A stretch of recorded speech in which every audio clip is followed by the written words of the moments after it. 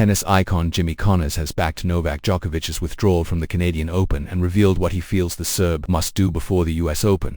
Djokovic was one of 18 players to pull out before the Masters 1000 event in Toronto, with fellow top 6 stars Jannik Sinner, Carlos Alcaraz and Jack Draper also withdrawing. The great Serbian has not played since his Wimbledon semi-final loss, Sinner, during which he was visibly hampered by an injury. The 38-year-old is expected to return to action at the Cincinnati Masters, which will begin on August 7th.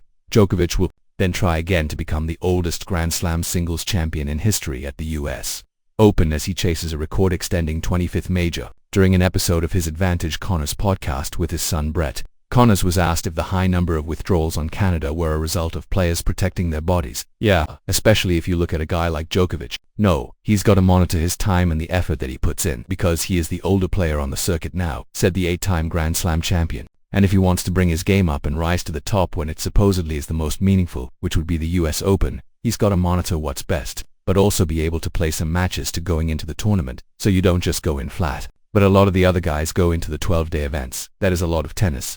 The only good thing is they're not 3 out of 5 set matches. You know, they're 2 out of 3. I can see where a lot of the top players that are playing every week and getting to the semis and finals every week, that's telling on you mentally and physically. I mean, every match should be important. But there's some results that are your legacy, and that's Wimbledon and the US Open in my opinion.